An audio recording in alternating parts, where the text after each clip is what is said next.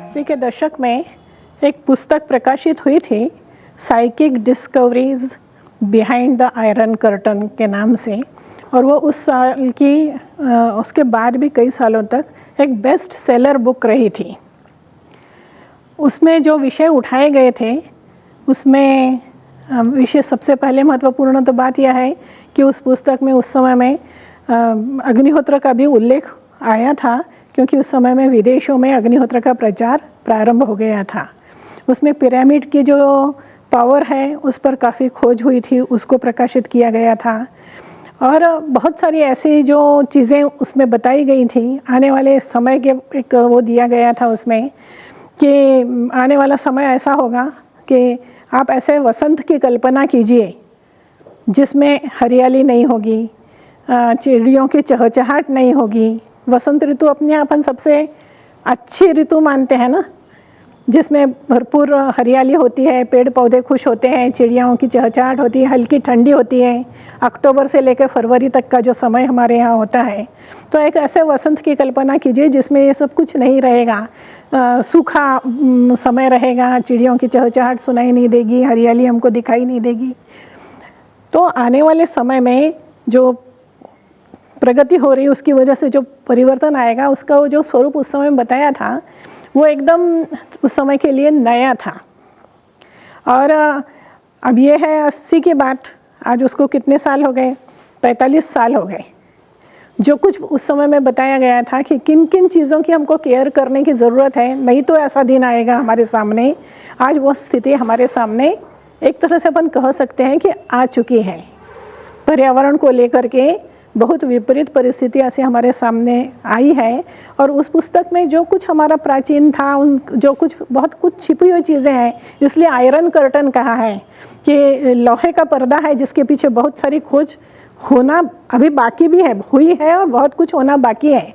तो ये सब हमारा जो प्राचीन ज्ञान है, हमारी परंपराएं हैं, उन सब के विषय में था।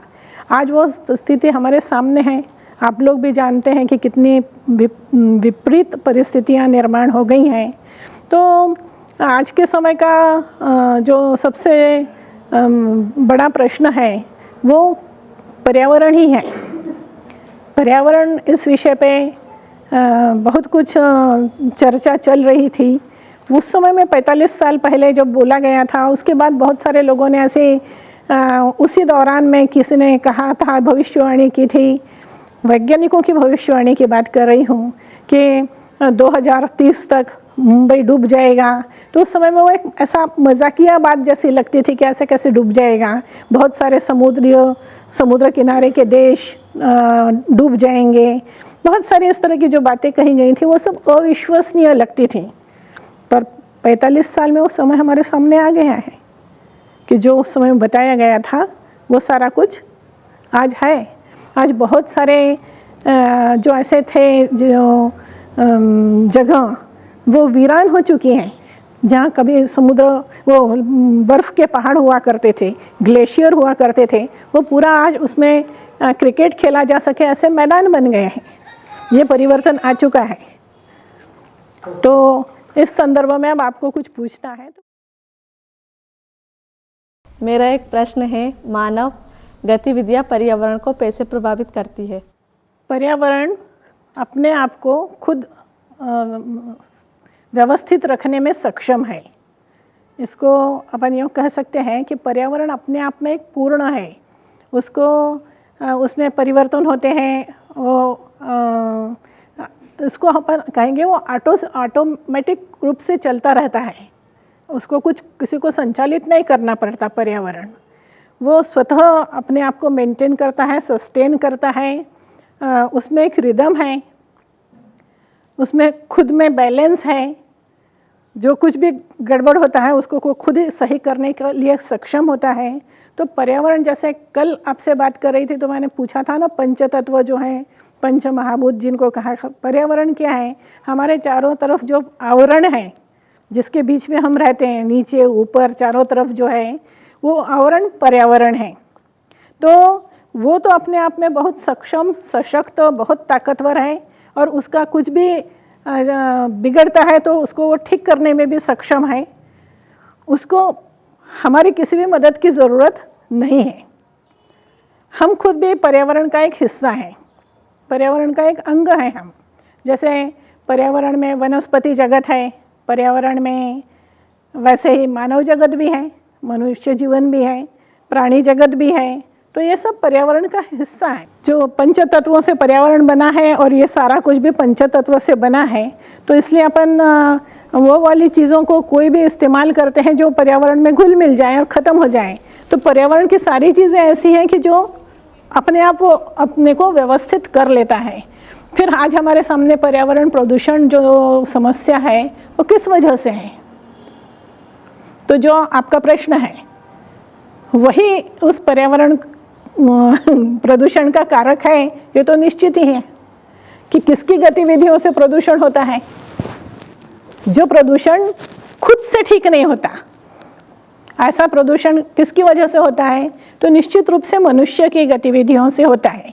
अन्य प्राणी जगत जो है वो पर्यावरण के अनुरूप चलता है, पर मनुष्य के पास बुद्धि है ना, सो मनुष्य कुछ और हट करके कुछ नया, कुछ नए प्रयोग, कुछ न कुछ जो नया करता रहता है, उससे कई बार पर्यावरण को बहुत नुकसान होता है।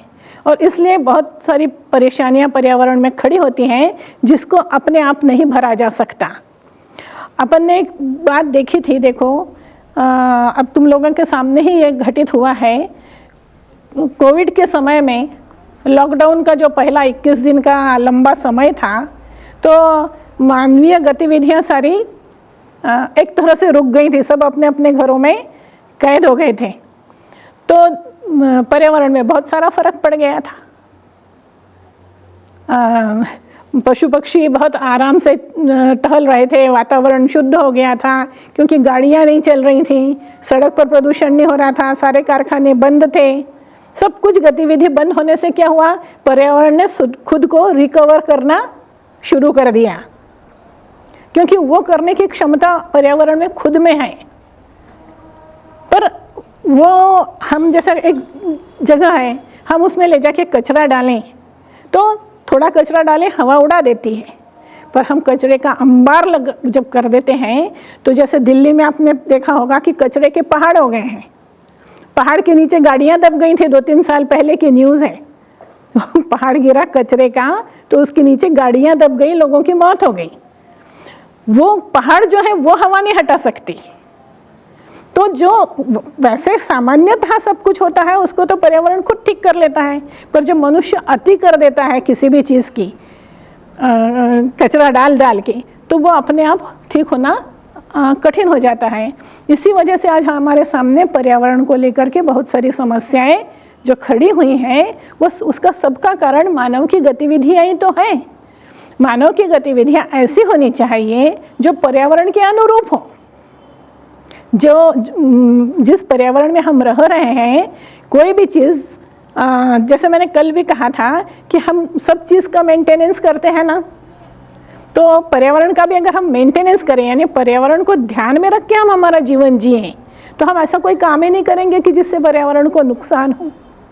तो फिर कुछ भी बिगड़ना नहीं है। पर हम पर्यावरण का विचार किए बगैर जब कोई व्यवहार करते हैं, तो वो व्यवहार पर्यावरण को नुकसान देता है। हम उसमें केवल अपना फ़ायदा सोचते हैं, पर्यावरण को नहीं सोचते, जिसमें हम रहते हैं उसके बारे में हम नहीं सोचते, तो फिर वो प्रदूषण का कारण बन जाता है। मनुष्य तो शुरू से रहता आया है इस दुनिया में, फिर ये प्रदूषण वाला इतना भयंकर स्वरूप पहले तो कभी नहीं था। आज से 100-200 साल पहले भी ऐसा प्रदूषण नहीं था, क्योंकि मनुष्य का जो भी गतिविधियाँ थी वो सब पर्यावरण को ध्यान में रख करके थी। और आज हमें बहुत सारी प्रगति करनी है, बहुत सारा विकास करना है, तो हमने पर्यावरण को सोचना छोड़ दिया और केवल अपने उस प्रगति को, अपने विकास को ध्यान में रखते हुए और काम करते चले गए। उससे क्या नुकसान होगा पर्यावरण को, इसको सोचा ही नहीं। उसकी वजह से आज हमारे सामने ये पर्यावरण की समस्या निर्माण हो गई है, जिसका आज हमें कुछ न कुछ उपाय करने की ज़रूरत है। तो निश्चित रूप से मनुष्य ही मुख्य कारक है जो कुछ भी आज हमारे सामने समस्या उत्पन्न हुई है उसके लिए। Did you know the future of our planet is in some pretty capable hands? young people everywhere are stepping up. From local parks to global campaigns, they're leading massive plantation drives. But it's not just about trees. They're cleaning up our beaches and reducing plastic waste. They're innovating with recycling and choosing sustainable lifestyles every single day. This passion isn't just a trend, it's a movement.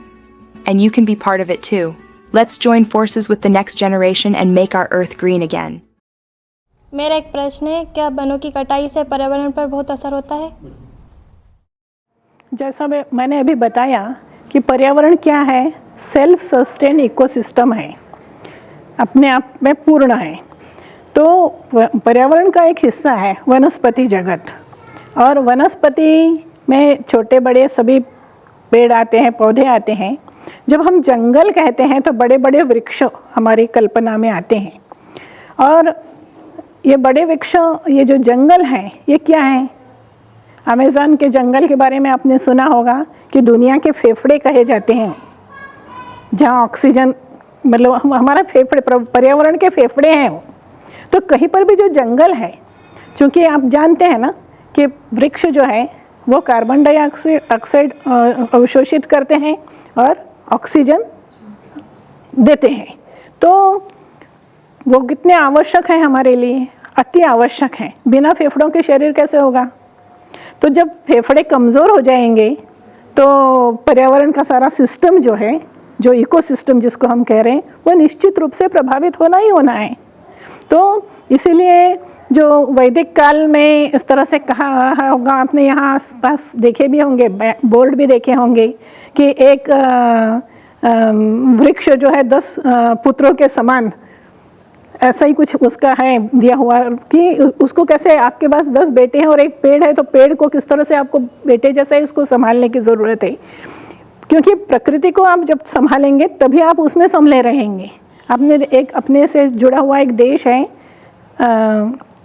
Bhutan.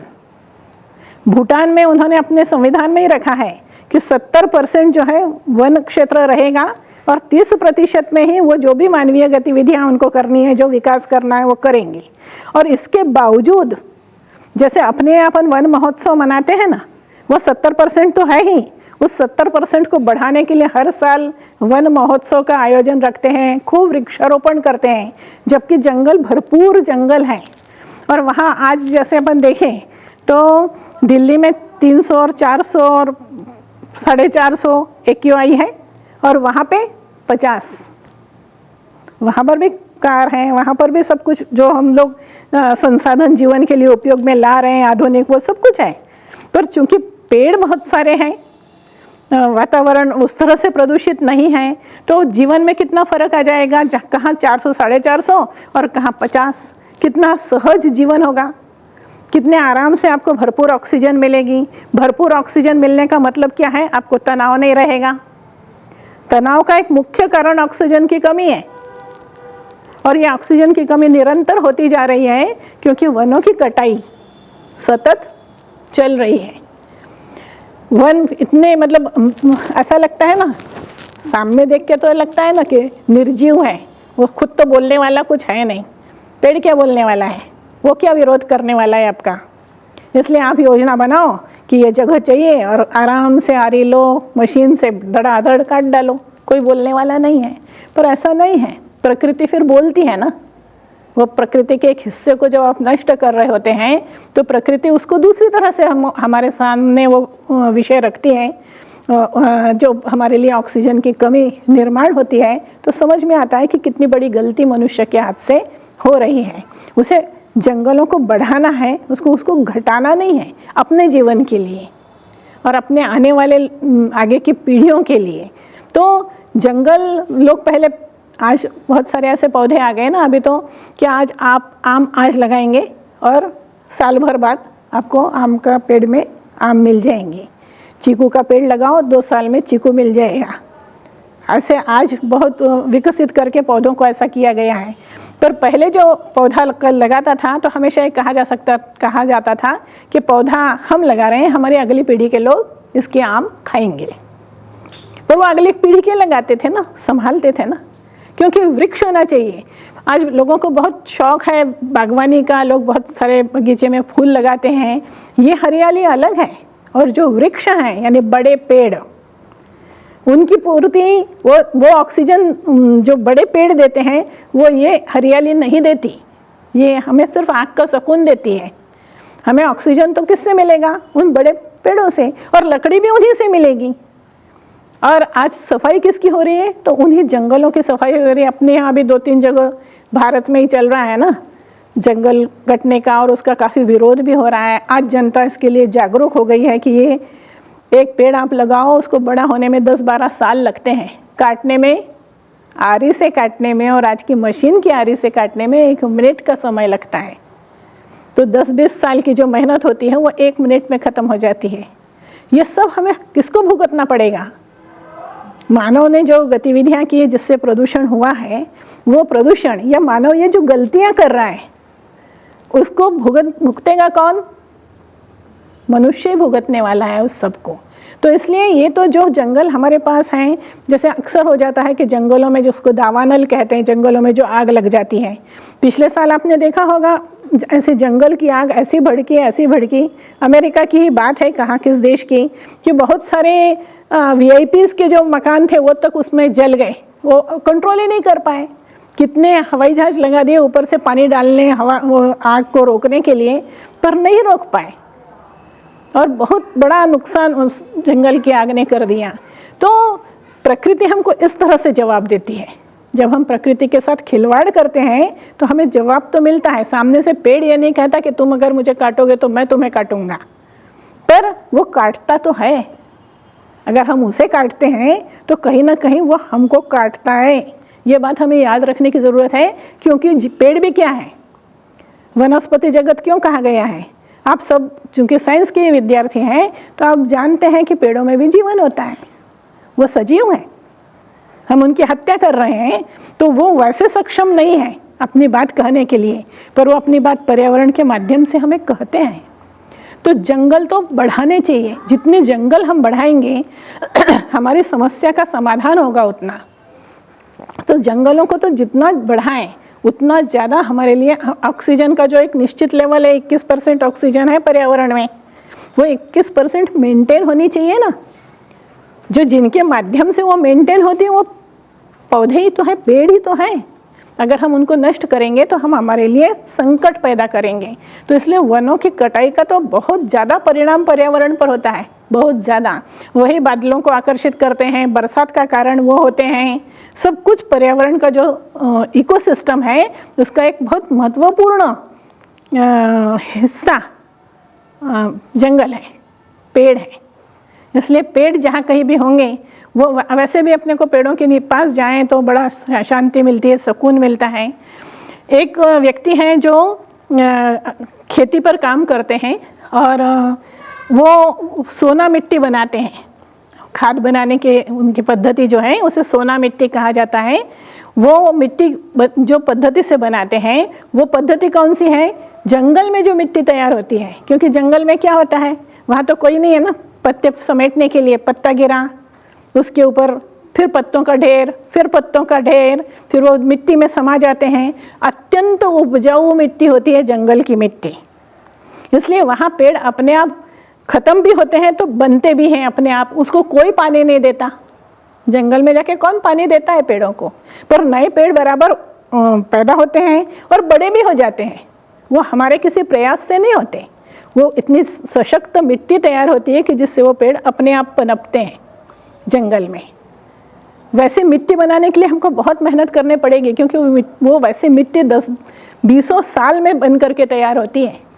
पत्तों की layer, फिर layer, फिर layer, वो खाद बन जाएगी, उसके ऊपर मिट्टी, आंधी धूल चलेगी तो फिर उस पर एक मिट्टी की परत, इस तरह से अपने आप ऐसे।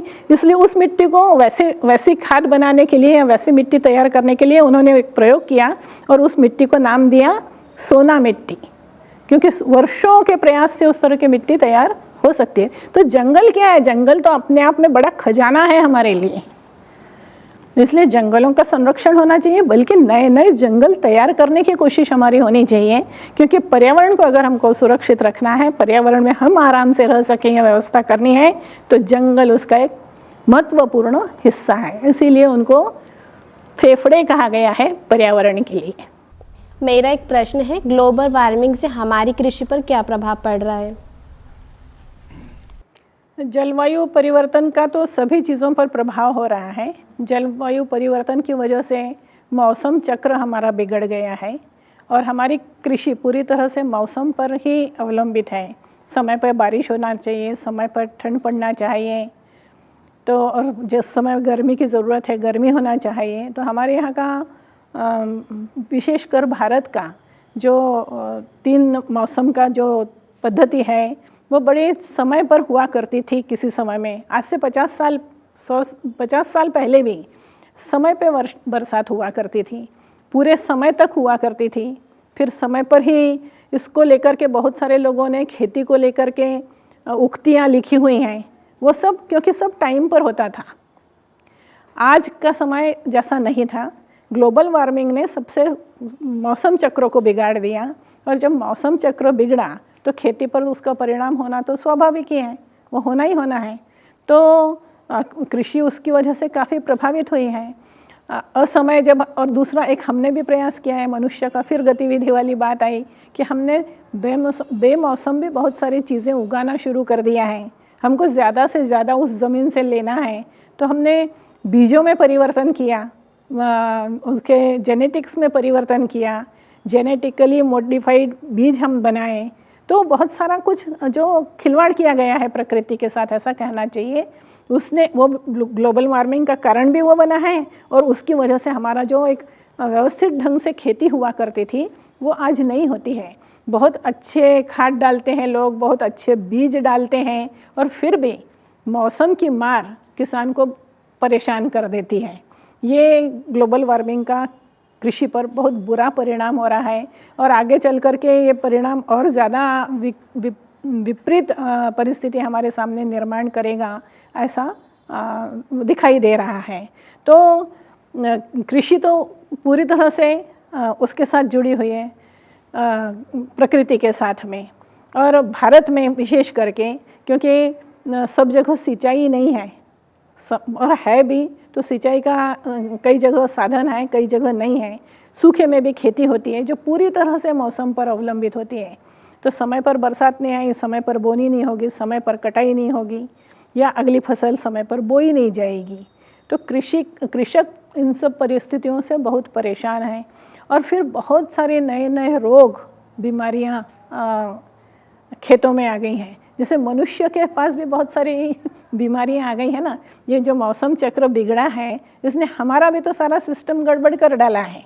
और हमारे देखें कुछ साल पहले जो बीमारियां अस्तित्व में ही नहीं थी, वो हाइपरटेंशन जैसी कोई बीमारी पहले नहीं थी, अस्तित्व ही नहीं था इस बीमारी का। ऐसी बहुत सारी बीमारियां, टेंशन नहीं हुआ करता था।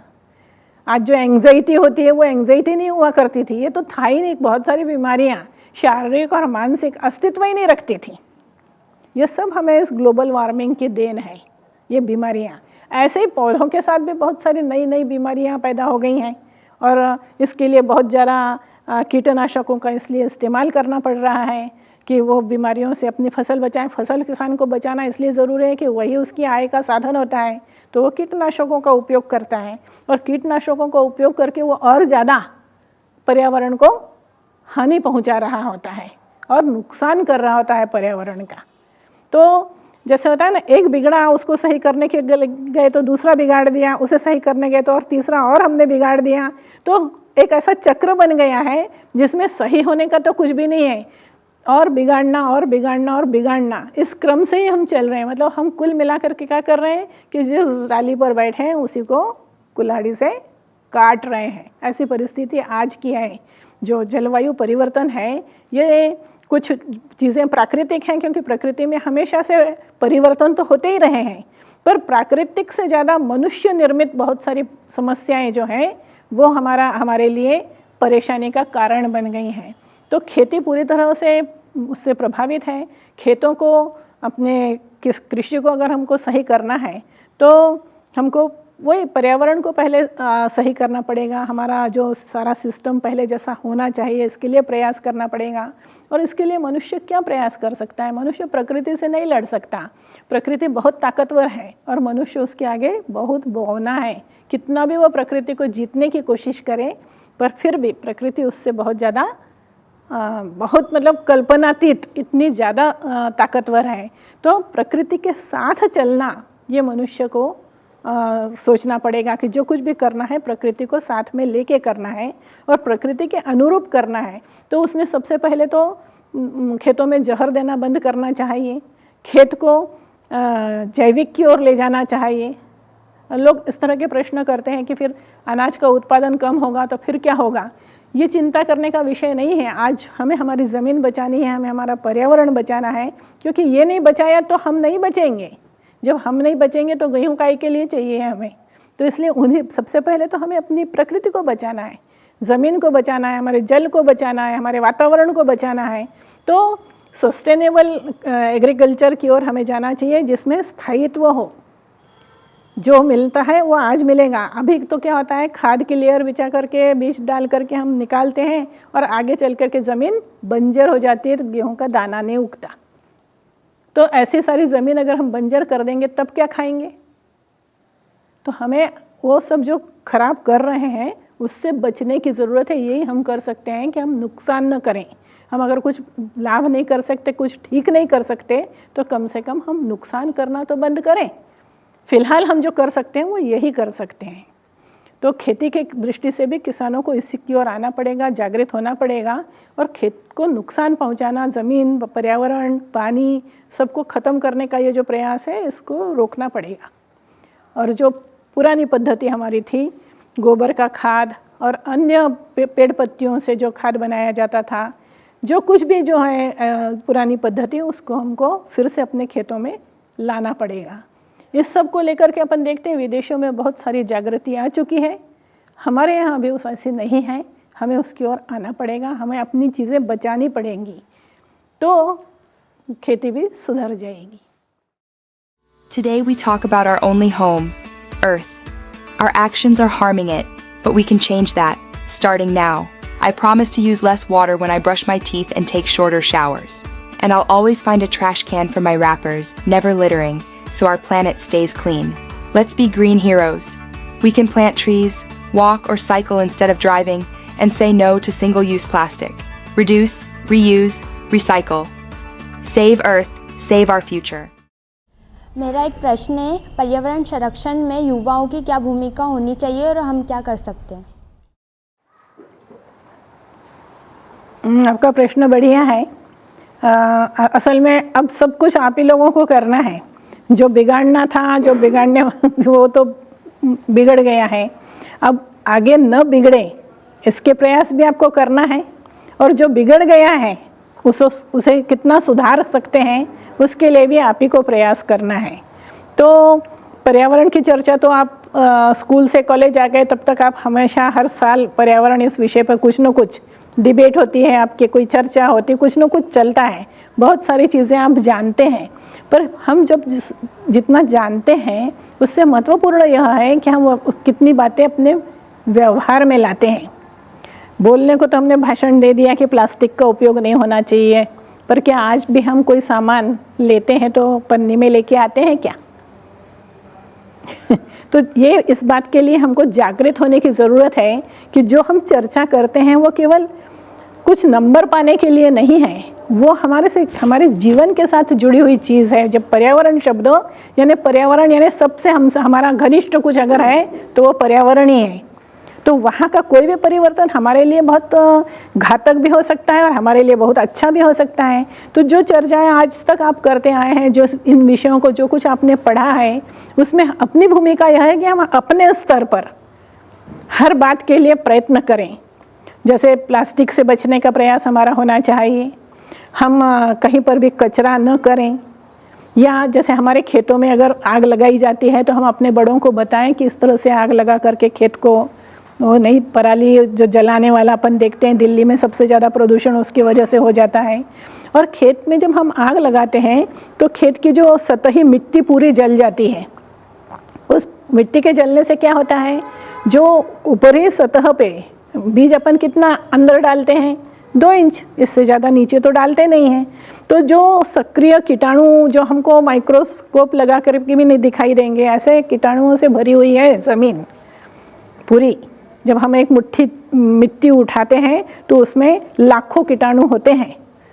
तो जब हम जलाते हैं तो ये सारे जल जाते हैं, और जलने से क्या होता है, आप अपनी मिट्टी को पहले निर्जीव बना देते हैं, मरी हुई मिट्टी, फिर उसमें बोते हैं।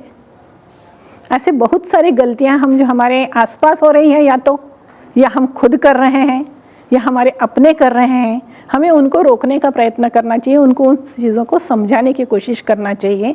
और सबसे बड़ी चीज़ है कि हमें प्रकृति से प्रेम करना सीखना चाहिए।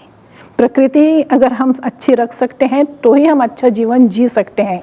और हर एक कोई चाहता है आप लोगों का आगे अच्छा पढ़ना है, अच्छी नौकरी करना है, अच्छा व्यवसाय करना है, भरपूर कमाना है और अच्छी ज़िंदगी गुजारना है, यही जीवन का लक्ष्य है। तो वो अच्छी ज़िंदगी तब होगी, हम पढ़ लिख लेंगे, हमें अच्छी नौकरी मिल जाएगी, हमारा अच्छा व्यवसाय हो जाएगा, पर अच्छी ज़िंदगी तो तब होगी जब वातावरण अच्छा होगा, पर्यावरण शुद्ध होगा। उसके बगैर अच्छी ज़िंदगी नहीं हो सकती है।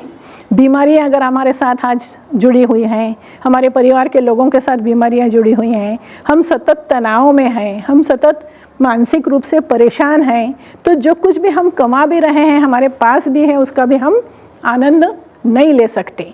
तो इसलिए ये जो आपका है पढ़ाई लिखाई, आगे प्रगति करना, इसके साथ हमको पर्यावरण को भी रोज़ हमारी सोच में होना चाहिए। रोज़ के हमारे व्यवहार में हमें पर्यावरण को याद करके चलने की ज़रूरत है। और इसीलिए पहले की जीवन पद्धति कैसी थी, घर में कोई एक पौधा क्यों न हो पर तुलसी का पौधा लगेगा तो पानी देना है, ताकि पौधे को पानी देना ये मनुष्य का कर्तव्य है, ये उसका एक काम है रोज का, ये पता रहे, इसलिए वो घर में हमेशा तुलसी का पौधा लगाने की पद्धति रही है। इसका कोई धार्मिक महत्व नहीं था। तुलसी का पौधा यानी आधा वैद्य। घर में अगर तुलसी का पौधा है तो 10 जगह आप उसको दवाई के लिए उपयोग में ला सकते हो। उसको इन सब बातों को धर्म से जोड़ दिया और धीरे धीरे लोग धर्म से दूर होते गए तो फिर उन बातों से भी दूर चले गए। पर हमारा वनस्पति से जुड़ाव, पेड़ पौधों से जुड़ाव होना चाहिए, इसके लिए ये पद्धतियाँ बनाई गई थीं। उन सब के पीछे कोई कारण थे और कारण अच्छे थे। तो हमको इन बात पर्यावरण को सतत हमारे विचार में हमको होना चाहिए। कोई भी काम, सामान्य अपनी आदत होती है कि चलते चलते हाथ में कोई कचरा आया, हमने फेंका और चल दिए, ऐसा कभी भी हमारे हाथ को आदत नहीं होना चाहिए। कचरे की जगह कहाँ है, हमें कचरा वहीं डालना चाहिए। नहीं है हमारे पास हमारा अपना बैग है, उसमें रखो, जहाँ कचरे डालने की जगह मिलेगी वहाँ डालो। ऐसा हम करते हैं क्या? अपना विश्लेषण करने की ज़रूरत है। नहीं करते हैं तो ये सब एक एक बात, छोटी छोटी बातें हैं ये, पर ये रोज़ हमारे व्यवहार में आनी चाहिए और हमें और भी लोगों को उन सब बातों के लिए प्रेरित करना चाहिए। फिर हम पौधे लगाने के लिए अपना कुछ साल का एक नियम बना सकते हैं कि अपने एक साल में हमको 10 पौधे लगाने हैं, उनको संभालना है। वो यह है पर्यावरण को शुद्ध रखने का प्रयत्न कर सकते हैं। और जैसा हम लोग बताते हैं हमारे आश्रम से, पर्यावरण को शुद्ध करने के लिए अग्निहोत्र भी एक तरीका है। तो जो कुछ भी तरीके शुद्ध करने के हैं उनको हम अपनाएं। जितना हम प्रकृति के करीब होंगे उतने हम स्वस्थ होंगे। तो हमको कृत्रिम जीवन से दूर जाना है, जो कृत्रिम यानी नकली है उससे दूर जाना है, और जो वास्तविकता है उसके करीब आना है। ये काम सब हम कर सकते हैं। प्रत्येक व्यक्ति व्यक्तिगत स्तर पर जो काम कर सकता है हमें वो काम सोचने चाहिए। फिर हमको सामूहिक रूप से भी अगर हम कुछ कर सकते हैं, अब आपके पास समय है, आप लोगों में करने की ताकत है, तो बहुत सारे काम इस तरह के हम NGO के साथ जुड़ सकते हैं। इस तरह के बहुत सारे काम कर सकते हैं जिससे पर्यावरण का संरक्षण हो। अभी अपन देखते हैं शादियों में थाली का वो पत्तल पहले होते थे, उसकी जगह प्लास्टिक आ गया, फिर वो फेंकने वाला प्लास्टिक आ गया, कचरे के ढेर हो गए। क्या कुछ हम बदलाव ला सकते हैं, ये हमें सोचने की ज़रूरत है। जहाँ जहाँ हम कर सकते हैं वहाँ वहाँ हमें करना चाहिए।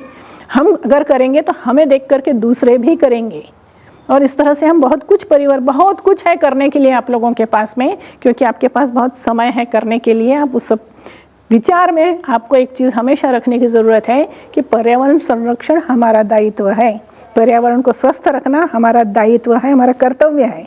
जैसा हमारा कर्तव्य हमारे परिवार के प्रति है, वैसा उतना ही बड़ा कर्तव्य हमारा पर्यावरण संरक्षण भी है। पर्यावरण से हमें क्या लेना देना, हमने 4 लेख पढ़ लिए, एक भाषण देना था, तैयारी कर ली, बढ़िया भाषण ले लिया, भले ही मेडल मिल गया, इससे कुछ नहीं होना है। हमको अपने जीवन में पर्यावरण को शामिल करना है और ये हर एक व्यक्ति कर सकता है। और छोटे छोटे सुधार जितने भी हम कर सकते हैं और जो कुछ भी हम इस तरह से प्रकृति के लिए कर सकते हैं वो हमें करना चाहिए। बहुत सारा मोटिवेशन आपको खुद ही मिलेगा अगर आप उस बारे में सोचने लगें। तो करने के लिए बहुत कुछ है आपके पास, वो आप करिए।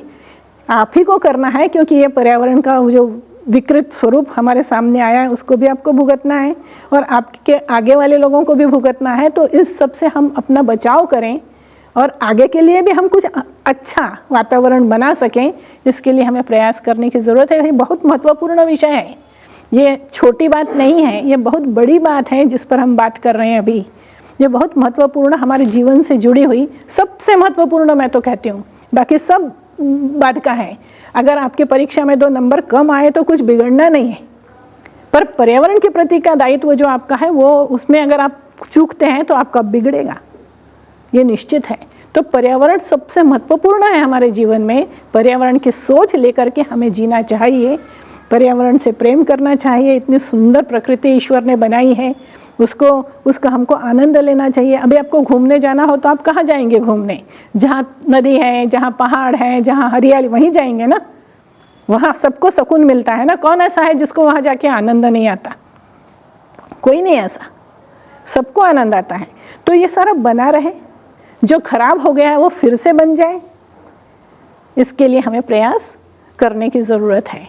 तो वो प्रयास ऐसे कुछ नहीं है कि एक ही कोई काम, बहुत सारे काम है जो आप कर सकते हैं। क्योंकि आप सिर्फ पर्यावरण को ध्यान में रखें तो आपको खुद ही सूझेगा कि अपने हाथ से कहीं नुकसान ना हो। पहला एक नियम हमको ये लेना चाहिए, जिससे नुकसान होता है वो चीज़ हम इस्तेमाल नहीं करेंगे। पहली बात उसमें यह है कि फिर हमने पौधा लगा रखा है तो हम रासायनिक खाद उसमें नहीं डालेंगे, हम उसमें कीटनाशक नहीं डालेंगे, नुकसान नहीं करेंगे। हम कुछ फ़ायदा नहीं कर सकते तो कम से कम नुकसान तो ना करें। एक पहला नियम तो यही ले सकते हैं। और उसके बाद फिर हम उसके फ़ायदे के लिए जैसे अतिरिक्त पौधे लगाना और जो कुछ भी कर सकते हैं वो करें। तो करने को आपके पास बहुत कुछ है, सिर्फ आपको सोचना है कि हाँ, हमारा पर्यावरण के प्रति बहुत महत्वपूर्ण उत्तरदायित्व है। ये हमको मिला है वैसे तो सारा मुफ्त में उसका हमको कुछ पैसा नहीं देना पड़ता है। हमें ऑक्सीजन के लिए सिलेंडर लेने जाएं तो अभी 2000 का सिलेंडर मिलेगा, पर वैसे हम ऑक्सीजन ले रहे हैं ना, जिसका हमको ज़िंदगी भर लेते हैं ना, जिसका हमें कुछ नहीं देना पड़ता हॉस्पिटल में। और सिलेंडर का महत्व क्या था ये भी कोविड में पता चला। लाइनों में लगे, 2000 की जगह 10,000 देने को तैयार हुए तो भी सिलेंडर नहीं मिल पाया और परिवारजनों की मृत्यु हुई है। तो कितनी महत्वपूर्ण है वो ऑक्सीजन, वो हमें सब मुफ्त मिला हुआ है। पर मुफ्त मिला का मतलब ये नहीं होता है कि उसकी कीमत न करो। कोई भी चीज़ होता उल्टा है कि मुफ्त मिलता है हम कीमत नहीं करते, जो चीज़ मुफ्त मिलती है उसकी ज़्यादा कीमत करना चाहिए, ये वास्तविकता है। तो वो कीमत करना सीखो इन सब चीज़ के जो हमको दिया हुआ है, क्योंकि यही हमारा जीवन है, इसके बगैर हम है ही नहीं। तो युवाओं को करने के लिए तो बहुत कुछ है और बहुत कुछ करो, क्योंकि करने की ज़रूरत है। मेरा एक प्रश्न है, पर्यावरण और विकास में आप किसे चुनेंगे? पर्यावरण और विकास में अगर चुनना है तो निश्चित रूप से हम विकास के बजाय पर्यावरण को चुनेंगे। विकास हमें चाहिए, पर वो विकास चाहिए जिससे पर्यावरण को नुकसान न पहुँचे, और अगर कहीं नुकसान पहुँचता है तो उसकी भरपाई हम कर सकें, इसकी हमारी तैयारी होना चाहिए। ऐसा विकास चाहिए। केवल विकास के लिए विकास, ऐसा विकास कि जब कुछ साल बाद हमें पता चले कि वो हमारे लिए विनाश का कारण बन गया है, ऐसे विकास की हमें ज़रूरत बिल्कुल भी नहीं है। और आज जो हो रहा है, बहुत सारे काम अंधाधुंध तरीके से हो रहे हैं कि दिखने को तो सही में विकास है, पर अंततः वो विनाश सिद्ध होने की स्थिति आई हुई है। तो हमें विकास चाहिए। मनुष्य हमेशा आगे बढ़ने की सोचता है, होना भी चाहिए। जो भी परिस्थिति है उससे हमने आगे प्रगति करना चाहिए, आगे बढ़ना चाहिए। पर आगे बढ़ने का मतलब ये नहीं होता है कि जो हमारे पास है उसे खो देना चाहिए। जो हमारे पास है उसे भी संरक्षित रखो और फिर हम आगे बढ़ें। तो विकास मेरे हिसाब से तो वह है जिसमें पर्यावरण को हम साथ में लेकर के चलते हैं, साथ में लेकर के कोई भी प्लान बनना है, कुछ भी करना है तो पहले हमें उसके लिए पर्यावरण को सोचना चाहिए। पर्यावरण क्या है? हमारा बड़ा घर है, एक हमारा 2 कमरे का घर होता है जिसमें हम रहते हैं, और पर्यावरण हमारा बड़ा घर है, तो हमें उस बड़े घर के बारे में तो पहले सोचना पड़ेगा ना। तो इसलिए सारा जो विकास है वो पर्यावरण को ध्यान में अगर हम रख करके करें तो विकास भी होगा और उसका दुष्परिणाम भुगतना पड़े ऐसी स्थिति हमारे सामने नहीं आएगी। तो इसलिए दोनों में से चुनना तो पर्यावरण पर विकास भी चाहिए, तो ऐसा विकास जो पर्यावरण को साथ में लेके चलता है। मेरा एक प्रश्न है, पर्यावरण प्रदूषण के लिए आप वैदिक उपाय अग्निहोत्र बताते हैं, क्या इसके अलावा कोई और उपाय है ही नहीं? उपाय तो मैंने अभी आपको बहुत और भी बताए ना, जो जिसमें हम और न बिगड़े इसके लिए प्रयत्न करें। ऐसे उपाय जितने भी हैं वो तो हम इस्तेमाल करते ही हैं और उसके प्रति समाज में जागृति भी है। हम लोग अग्निहोत्र का बताते हैं तो वातावरण शुद्धि करने के लिए जो बिगड़ गया है उसे सुधारने का, आगे न बिगड़े इसके हम उपाय करते हैं, और जो बिगड़ चुका है उसे सुधारने के लिए अग्निहोत्र का उपाय बताते हैं। तो अग्निहोत्र के लिए ऐसा कहा जाता है कि इसका कोई विकल्प नहीं है, यानी विकल्प का मतलब होता है उसका कोई एवज नहीं है। अग्निहोत्र से हम अग्निहोत्र करते हैं तो जो गैसेस निकलती हैं और वो गैसें वातावरण में फैलती हैं और वातावरण को शुद्ध करती हैं, तो ऐसा कोई दूसरा उपाय हम लोगों के पास आज तो जानकारी में नहीं है। देखो, इस पर बहुत सारे कॉन्फ्रेंसेस होती रहती हैं पर्यावरण प्रदूषण को लेकर के, बहुत सारे वैज्ञानिक बैठते हैं, चर्चा होती है। हमेशा उस चर्चा में ये पता चलता है कि पहले क्या था परिस्थिति, अब और कितनी ज़्यादा बिगड़ गई है, आने वाले सालों में और कितनी ज़्यादा बिगड़ जाने की संभावना है, ये तो चर्चा होती है। और इसके उपाय हैं जो उससे बचने के, वो उन उपायों पर चर्चा होती है, पर जो बिगड़ चुका है उसे ठीक करने का कोई साधन अन्य अभी जानकारी में नहीं है कि जिसका हम उपयोग कर सकें। तो इसलिए अग्निहोत्र ही आज के समय में, आज के जो प्रदूषित वातावरण है, इसमें हमारे लिए एक बचाव का साधन है। हम बहुत जो बिगड़ चुका है, जो बिगड़ा हुआ है, मतलब जैसे बीमार हो, प्रिवेंटिव मेजर अच्छा होता है, बीमार न पड़ें, पर बीमारी हो गए हैं। अब जब बीमार हो चुके हैं तो जो गोली दवा इलाज है, वैसा पर्यावरण बीमार है तो उसका इलाज इस दृष्टि से अगर हम देखें तो हमारे पास अग्निहोत्र है जो प्रत्येक व्यक्ति कर सकता है। देखो, अग्निहोत्र की सबसे बड़ी विशेषता यह है कि ये कुछ लोग करेंगे और बाकी के लोगों को फ़ायदा होगा, ऐसा नहीं है। इसे प्रत्येक व्यक्ति कर सकता है, प्रत्येक घर में ये हो सकता है। और जैसे अभी हम देखते हैं कि एक बार का अग्निहोत्र होता है तो 16,000 घन फुट वायु उससे शुद्ध होती है, ऐसे प्रयोगों में देखा गया है। अगर एक मोहल्ले में 100 घर हैं और अगर 50 घरों में भी अग्निहोत्र होता है तो उस मोहल्ले का वातावरण कैसा हो जाएगा? शुद्ध हो जाएगा ना। बहुत सारी तकलीफ़ों से हमारा बचाव हो जाएगा, हमें ऑक्सीजन पर्याप्त मात्रा में मिलेगी, हमें टेंशन नहीं रहेगा, मानसिक रूप से हम स्वस्थ रहेंगे, शारीरिक रूप से हम स्वस्थ रहेंगे, बहुत सारा फर्क पड़ जाएगा। तो इसलिए ऐसा साधन जिसे हर कोई कर सकता है, ऐसा साधन सिर्फ अग्निहोत्र ही है।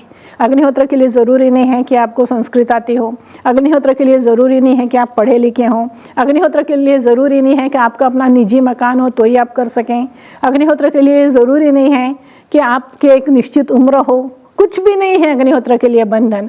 तो हर बच्चे से लेकर बूढ़े तक हर व्यक्ति इस अभियान में, वातावरण शुद्धि के इस अभियान में शामिल हो सके, प्रत्येक व्यक्ति की भागीदारी हो, ऐसी एक ही चीज़ है। और खर्च कुछ नहीं है, नाम मात्र का खर्च है। जो आज के समय में अपन कहें तो ज़्यादा से ज़्यादा महीने भर का खर्च 500 रुपये आएगा, जो कोई बहुत मायने नहीं रखता है अग्निहोत्र करने का। तो इतने कम इसमें हम हमारे घर का वातावरण प्रत्येक व्यक्ति अगर शुद्ध करता है तो धीरे धीरे करके सारा वातावरण शुद्ध हो सकता है। तो ये बताया हुआ उपाय किसका है? जैसे आपने प्रश्न में पूछा है कि वैदिक उपाय वेदों ने बताया है। और वेदों ने किस लिए बताया है कि मालूम है कि मनुष्य रहेगा तो कुछ न कुछ उसका उपयोग करेगा, तो कम से कम उसका मेंटेनेंस तो करता रहे वो। जो सारा कुछ हमको मुफ्त में मिला है उसको हम बनाए रखने का प्रयत्न तो करें। उसका कोई एवज दे किसको देंगे हम? यहाँ कोई एवज लेने के लिए तो बैठा नहीं है। जैसे कोई चीज़ किसी से लेते हैं तो उसको हम उसका कुछ तो भी मूल्य चुकाते हैं। यहाँ किसको मूल्य चुकाएंगे? ये हमारे लिए ही है, हमारे उपभोग के लिए ही है, सिर्फ इसको मेंटेन करना है। तो मेंटेन करने का दायित्व हमारे पास है, वो अग्निहोत्र के रूप में हमें वेदों ने बताया है कि प्रत्येक व्यक्ति ने इसको करना चाहिए। जो भी इस वातावरण का उपयोग कर रहा है उसको सबको करना चाहिए। तो ऐसा उपाय इतना सरल जिसको हर कोई कर सके, ऐसा कोई उपाय नहीं है। अभी जैसा दिल्ली में देखते हैं अपन कि वो वातावरण जहाँ बहुत ज़्यादा ख़राब है तो उन्होंने एयर प्यूरीफायर लगा रखा है। जिसके पास पैसे होंगे बिजली का खर्च कर सकेगा वही लगाएगा ना एयर प्यूरीफायर। झुग्गी में लगेगा क्या? नहीं। अग्निहोत्र झुग्गी में भी होगा। अग्निहोत्र की विशेषता ऐसी है कि उसके लिए पैसा खर्च नहीं करना है ना। जितना नाम मात्र का पैसा है वो तो हर किसी के पास है, तो हर कोई कर सकता है। तो अग्निहोत्र जैसी चीज़ कहीं नहीं है। और इसीलिए वैज्ञानिक भी अग्निहोत्र की ओर आकर्षित हुए हैं। उन्होंने इसको वंडर वेपन कहा है, पर्यावरण प्रदूषण के खिलाफ वंडर वेपन। इतना अच्छा हथियार और हमारे पास, हमें पर्यावरण प्रदूषण से लड़ना है निश्चित है, और इस लड़ने के लिए हमारे पास वेपन के रूप में अगर कुछ है, हथियार कुछ है, तो वो अग्निहोत्र है।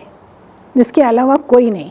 इसलिए अग्निहोत्र का कोई विकल्प नहीं है, क्योंकि इतनी सहज, सरल और सर्वसुलभ ऐसी दूसरी कोई चीज़ नहीं है जिसे हर व्यक्ति कर सके। Global warming isn't a prediction anymore. It's our reality. Ice is melting and temperatures are rising faster than ever. Our carbon footprint is the fuel behind this fire. But we have the solutions. Renewable energy is the key to a cooler future. The clock is ticking, but it's not too late. Let's choose green today. मेरा एक प्रश्न है, क्या अग्निहोत्र कोई नया संप्रदाय है, मत है या कल्ट? अग्निहोत्र न तो धर्म है, न संप्रदाय है, न कोई मत है। अग्निहोत्र प्रत्येक के करने के लिए है। जैसा मैंने अभी पहले प्रश्न में बताया कि जो हर घर में हो सकता है और हर व्यक्ति कर सकता है, ऐसी कोई चीज़ कल्ट कैसे हो सकती है, या संप्रदाय कैसे हो सकती है, या मत कैसे हो सकती है? क्योंकि अपन देखते हैं ये तो बहुत सारे होते हैं, सब एक विचार के कभी भी नहीं हो सकते। किसी भी बात को एक ही तरह से सारे सोचें, ऐसा नहीं हो सकता है। तो इसलिए अध्यात्म को लेकर के, ईश्वर को लेकर के, धर्म को लेकर के अलग अलग विचारधारा रहेगी, जिसको हम संप्रदाय, मत या कल्ट कहते हैं। अग्निहोत्र वो हो ही नहीं सकता है। अग्निहोत्र इन सब से बहुत ऊपर है, और इसलिए हम तो ये कहते हैं अग्निहोत्र को कभी भी धर्म इसमें लेना ही नहीं चाहिए। वो धर्म नहीं है। वो धर्म इस अर्थ में है कि अग्निहोत्र आपका कर्तव्य है, और कर्तव्य को भी धर्म कहा जाता है। राष्ट्र धर्म इस्तेमाल करते हैं शब्द आप लोग, है ना? तो वहाँ धर्म मतलब क्या होता है? जब राष्ट्र धर्म इस्तेमाल करते हैं तो वहाँ धर्म का मतलब क्या होता है? पूजा पाठ होता है क्या? वहाँ ये होता है कि राष्ट्र के प्रति का आपका दायित्व, जवाबदारी। धर्म शब्द का अर्थ ये हुआ ना। तो इस दृष्टि से अगर देखें तो ये मानव धर्म है, मनुष्य की जवाबदारी है पर्यावरण के प्रति, पर कोई कल्ट नहीं है। और इसीलिए जिन्होंने इस अग्निहोत्र को पुनरुज्जीवित किया, जो हजारों वर्ष पहले खत्म हो चुका था, उन्होंने, जिनके नाम से ये माधव आश्रम है, उन्होंने इसमें कोई भी, आप अगर देखेंगे संप्रदाय या कल्ट और ऐसे मत होते हैं तो एक अलग तरह की वेशभूषा होती है। वेशभूषा देख के समझ में आता है कि अच्छा ये इसके हैं, या कोई अलग अभिवादन होता है, उस अभिवादन से समझ में आता है कि ये इस विचारधारा के हैं। तो रहन सहन होता है, अभिवादन होता है, बहुत सारी ऐसी चीज़ें होती हैं जिनसे एक पहचान होती है कि ये एक ग्रुप है ना।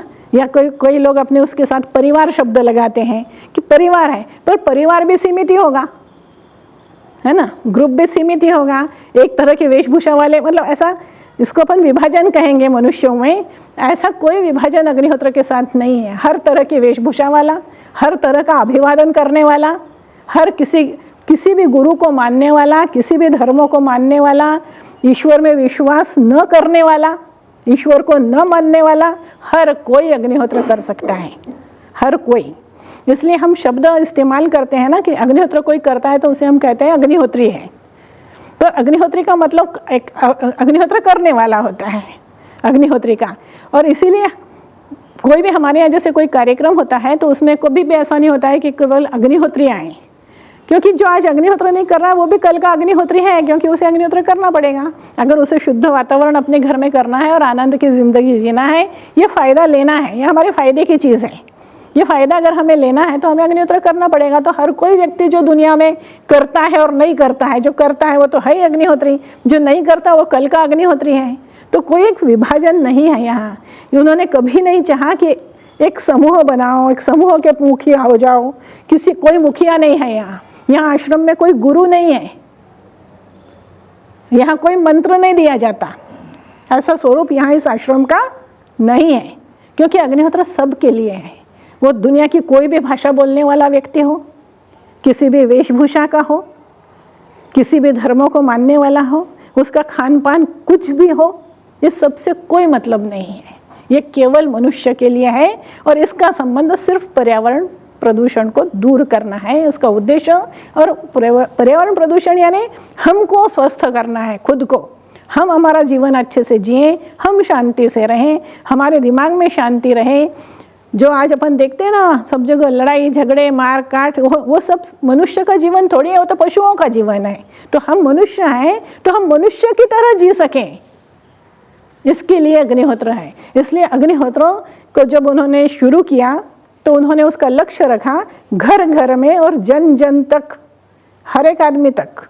और हर घर, वो घर किसका है नाम से जानना नहीं है, धर्म से जानना नहीं है, किसी भी घर है ना जहाँ मनुष्य रहता है ना, वहाँ अग्निहोत्र हो, फिर वो दुनिया के किसी भी कोने में और कहीं का भी हो। तो इसलिए ये कोई मत संप्रदाय धर्म कल्ट इसमें नहीं आता अग्निहोत्र, ये सबका है, इस पर सबका अधिकार है एक जैसा। Water. It's the essence of life, yet billions of gallons are wasted daily through leaks, inefficient farming, and mismanagement. But what if the same technology responsible for our digital world could save our natural one? Meet the new guardian of water, artificial intelligence. AI is now acting as a proactive leak detector. By analyzing data from sensors, AI spots hidden leaks in city pipelines before they become bursts, saving 20% of municipal water supplies. In agriculture, where 70% of fresh water is used, AI-driven precision irrigation combines weather forecasts and soil moisture data to use 30% less water while improving crop yields. It's empowering consumers too. Smart home meters use AI to map your usage, alerting you to leaks and helping you adjust your habits in real time. While AI data centers consume water for cooling, they are also innovating to become water positive by 2030, balancing their footprint. From the cloud to the tap, AI is redefining resource management. It's not just tech, it's a sustainable future. मेरा एक प्रश्न था, जैसे कि अग्निहोत्र इतना प्रभावी है तो ये लुप्त क्यों हो गया? स्वाभाविक प्रश्न है कि अग्निहोत्र इतना प्रभावी होते हुए लुप्त हो गया और आज से हज़ारों साल पहले लुप्त हो गया। देखिए, अपन इतिहास में अगर देखने जाते हैं तो ये दिखता है कि जब अपने मतलब आज से 4000 साल पहले की अपनी जो मोहनजोदड़ो की खुदाई हुई है, उस समय का जो नगरीय जीवन है, हड़प्पा की है, तो उसमें दिखाई देता है कि हर घर में एक अग्न्यागार हुआ करता था।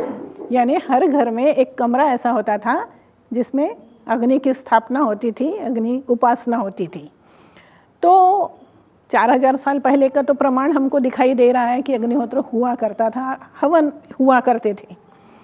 और उसके बाद का जो कालखंड रहा उसमें जो बहुत सारे परिवर्तन आते गए, उसमें अग्निहोत्र का प्रति लोगों का मतलब अग्निहोत्र होते हुए भी कुछ गलत चीज़ें उसमें शामिल होने लगीं, कुछ गलत माहौल बना और इस तरह से वो चीज़ विस्मृत हो गई, भुला दी गई। भुला दी गई के बजाय एक समय ऐसा आया कि जान करके अग्निहोत्र सब बंद करवा दिया, यज्ञ बंद करवा दिए गए। अग्निहोत्र नहीं था उस समय में, यज्ञ बंद करवा दिए गए, क्योंकि यज्ञों में बलि की शुरुआत लोगों ने अपने स्वार्थ के लिए करी थी। तो जहाँ पशु बलि आई, फिर उसके साथ शराब भी आई, सब कुछ आया, तो धर्म उसका माध्यम न बने, इसलिए भगवान बुद्ध के समय में आज से 2500 साल पहले उन्होंने जगह जगह जा कर के अहिंसा का प्रचार किया। अहिंसा का प्रचार इसीलिए किया कि वो उस यज्ञ में हिंसा शुरू हो गई थी और यज्ञ बंद करवाए। लोगों को कहा कि अगर भेड़ के बलि देने से तुम्हें स्वर्ग मिलता है तो मेरी बलि दो, मैं मनुष्य हूँ, तुम्हें इंद्र पद की जगह महेंद्र पद मिलेगा। पर उन्होंने जगह जगह जाकर इस तरह से यज्ञ बंद करवाया। उसके बाद धीरे धीरे अग्निहोत्र तो घर में होता था, कोई अग्निहोत्र बड़ा यज्ञ नहीं था, अग्निहोत्र तो घरों में होता था, पर धीरे धीरे यज्ञ बंद हुए। उसके साथ साथ धीरे धीरे अग्निहोत्र भी बंद हो गया। फिर वो बहुत सारी चीज़ें आई, धर्म का स्वरूप बदलने लगा, कट्टरता आने लगी, फिर जातियाँ आ गईं, फिर जाति विशेष के बीच में अग्निहोत्र हो गया। ऐसे उसके साथ होते होते होते अग्निहोत्र पूरी तरह से विस्मृत हो गया और कम से कम आज 2-2.5 हज़ार साल से अग्निहोत्र खत्म हो गया था। उसको फिर से पुनरुज्जीवित किया। तो अग्निहोत्र का प्रभाव तो अपनी जगह था, पर समय का भी प्रभाव रहता है और वो समय का ऐसा उस समय में प्रभाव रहा कि जब डाउनफॉल कहना चाहिए मनुष्य का शुरू हुआ तो उसके साथ अग्निहोत्र भी बंद हो गया। अग्निहोत्र एक हवन है ना, अग्निहोत्र हवन है। हवन बहुत तरह के होते हैं, बहुत सारे यज्ञ बताए गए हैं वेदों में। एक अग्निहोत्र ही नहीं बताया है, बहुत सारे यज्ञ बताए हैं, पर वो सारे यज्ञ ऐसे होते हैं समूहों में किए जाने वाले होते हैं। कई लोग मिल करके करते हैं, औरों की भी मदद लेनी पड़ती है, जानकारों की भी मदद लेनी पड़ती है और बड़ा आयोजन होता है। कोई यज्ञ 5 दिन का होता है, कोई 8 दिन का होता है, कोई 10 दिन का होता है, कोई 2 दिन का भी होता है। ये बड़े आयोजन होते हैं। ये सब भी वातावरण शुद्धि के लिए ही हैं, पर ये तो सबकी मदद से किए जाने वाले बड़े यज्ञ हैं। यज्ञ खुद, अब कोई भी प्रकार का यज्ञ पर्यावरण शुद्ध करने के लिए ही होता है। तो ये बड़े यज्ञ करना सबके संभव नहीं है, सबके लिए संभव नहीं है। तो जो वेदों में सबसे छोटा यज्ञ कर्तव्य के रूप में बताया वो अग्निहोत्र है और इसीलिए अग्निहोत्र को प्रचारित किया जा रहा है कि अग्निहोत्र होना चाहिए, जिससे पर्यावरण फिर से अपने सही जगह पर आए। और बाकी के यज्ञ हुए और नहीं हुए कोई महत्वपूर्ण नहीं है। अगर कोई होते हैं तो ठीक है, नहीं होते हैं तो ठीक है। अग्निहोत्र अगर केवल हर घर में होता रहा तो पर्यावरण का संतुलन और मनुष्य के जीवन में जो एक वो चाहिए, सहजता चाहिए, वो उस अपने आप बनी रहेगी। तो अग्निहोत्र तो अपना प्रभाव रखता है और अग्निहोत्र में कुछ गड़बड़ भी नहीं हुआ था। जो बड़े यज्ञ होते हैं उसमें राजाओं के उसमें होने लगे वो यज्ञ और फिर उनके जो पंडित लोग थे उन्होंने उसमें गड़बड़ियाँ शुरू की। इस तरह से बड़े यज्ञों में गड़बड़ियाँ हुई और बड़े यज्ञ बंद कराने के चक्कर में अग्निहोत्र भी बंद हो गया। अग्निहोत्र अन्य यज्ञों से बिल्कुल अलग है और इसलिए अग्निहोत्र की ही आज हमें आवश्यकता है। बाकी के भी बहुत यज्ञ सारे बहुत अपना प्रभाव रखते हैं, पर वो सही तरीके से होने चाहिए। और देखिए कि आज अपन जब अग्निहोत्र शब्द कहते हैं, आपको पता होगा अग्निहोत्री सरनेम होता है लोगों का। आप अगर अग्निहोत्री सरनेम देखोगे तो आपको समझ में आ जाएगा कि व्यक्ति ब्राह्मण है। अग्निहोत्र को ऐसा फिर छोटा छोटा करके बिल्कुल उसका स्वरूप ही बिगाड़ दिया। वेदों में जो अग्निहोत्र बताया है वो हर एक व्यक्ति के लिए है, उसका जाति से कोई किसी चीज़ से कोई संबंध नहीं है। तो प्रभावी होते हुए भी परिस्थिति के मार, इसलिए मैंने कहा डाउनफॉल मनुष्य का होना था तो इस तरह से उसकी परिस्थिति हुई कि वो बंद हो गई।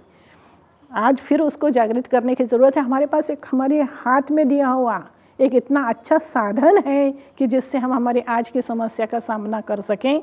वो केवल किताबों में पढ़ने के लिए नहीं है, वो व्यवहार में लाने के लिए है। और आज दुनिया में लाखों लोग अग्निहोत्र कर रहे हैं, अलग अलग देशों में लोग अग्निहोत्र कर रहे हैं। जो व्यक्ति भोपाल में अग्निहोत्र करके अनुभव जैसा ले रहा है वैसा का वैसा अनुभव अमेरिका में बैठ करके भी ले रहा है, पेरू में बैठ करके भी ले रहा है, चिली में बैठ करके भी ले रहा है, फ्रांस में बैठ करके भी ले रहा है। एक सा अनुभव पूरे दुनिया के लोगों का एक सा अनुभव है। इस पर से अग्निहोत्र कैसे प्रत्येक मनुष्य के साथ जुड़ा हुआ है ये समझ में आता है। आप इंटरनेट पे जाओ और अग्निहोत्र डालो, आपको बहुत सारी विदेशों की साइट मिलेंगी, भारत की बहुत सारी साइट मिलेंगी, बहुत सारे लोगों के अनुभव मिलेंगे। आप जिस भाषा में अग्निहोत्र जानना चाहते हैं, जर्मन में चाहते हैं, डच में चाहते हैं, इंग्लिश में चाहते हैं, हिंदी में, गुजराती में, सब भाषाओं में आज आपको अग्निहोत्र के ये अनुभव सुनने को लोगों के मिलेंगे। इतना अग्निहोत्र आज प्रचारित हो चुका है और लोग अनुभव कर रहे हैं कि हाँ, अग्निहोत्र जीवन में बहुत ज़रूरी है। ये कोई एक व्यक्ति का अनुभव नहीं, या एक व्यक्ति आज नहीं बता रहा है, उसने तो सिर्फ शुरुआत की थी एक व्यक्ति ने, पर आज दुनिया के हजारों लोग और साइंटिस्ट भी, अनुभवी लोग भी, शिक्षाविद भी, सब इस अग्निहोत्र को प्रमोट कर रहे हैं, क्योंकि ये आज के समय की हमारी ज़रूरत है। तो अग्निहोत्र जो बंद हो गया था वो फिर से आने का ये समय है, और ये हमारे आज के समय की ज़रूरत होने से हमको इस अग्निहोत्र के साथ जुड़ना है, ऐसा हम लोग कहते हैं। आप आश्रम का वातावरण देख रहे हैं, यहाँ वर्षों से अग्निहोत्र हो रहा है। रिलैक्सेशन कोई भी व्यक्ति आते ही से महसूस करता है कि कुछ अलग है। तो ये अलग मतलब हर घर मंदिर बन सकता है ना, अगर उस घर में अग्निहोत्र हो तो। हर घर मंदिर, मस्जिद, गुरुद्वारा, जो आपका उपासना स्थल है वो आपका घर ही हो जाएगा, क्योंकि वहाँ वो रिलैक्सेशन आप महसूस करेंगे अपने घर में।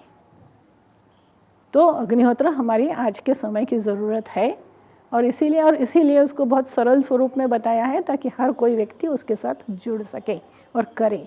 तो क्या है कि वो जब पहली बात अपनी हुई थी पर्यावरण को लेकर के, तो पर्यावरण के प्रति का जो हमारे दायित्वों की बात आती है, तो बहुत सारी बाकी की बातें आप करो, उसके साथ साथ आप अग्निहोत्र को भी समझो, जानो, खुद करो और दूसरों को भी मोटिवेट करो।